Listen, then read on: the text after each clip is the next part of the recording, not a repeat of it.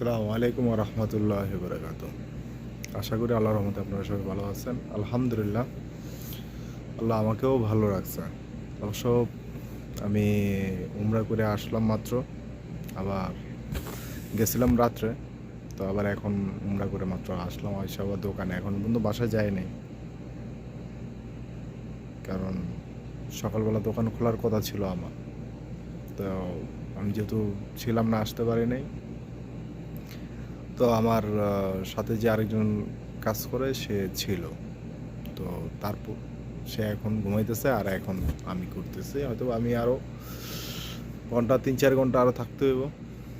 গেছিলাম গতকালকে রাত্রে, তো আলহামদুলিল্লাহ আল্লাহর রহমতে আমরা করতে পারছি। অনেক ভিড়, কারণ সাথে রমজান, তো এখন প্রচণ্ড ভিড়। তো জানি না কে কখন মারা যায়।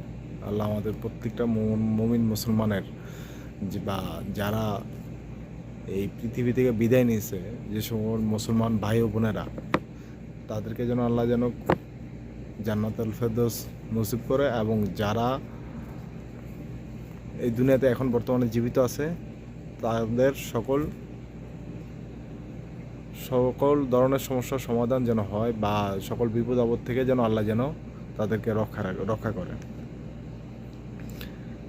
সঠিক বলার মতো হচ্ছে যে আমি ভিডিওটা এই কারণে করতেছি যে আজকে আমি বলতেছি যে আমি দেশে চলে যাবো। হয়তোবা আমি একটা সময় চলে যাবো 2 বছর পর।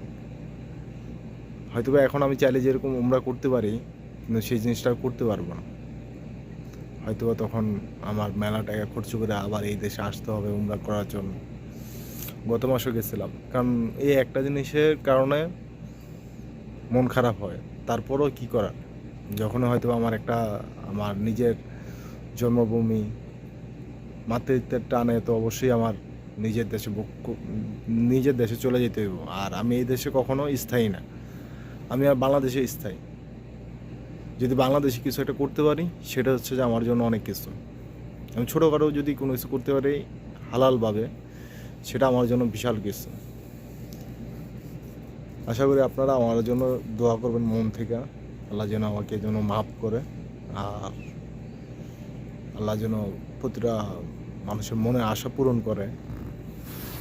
আজকে আপনাদের সাথে কথা বলতেছি, কালকে নাও থাকতে পারি, তারপরে কথা বলি, ভাল লাগে না। হয়তোবা চেষ্টা করি যাতে কোনো দেশের মানুষ যেন বিদেশে আসে যাতে বিপদে না পড়ে। যদি ভালো লাগে তাহলে অবশ্যই শেয়ার করবেন।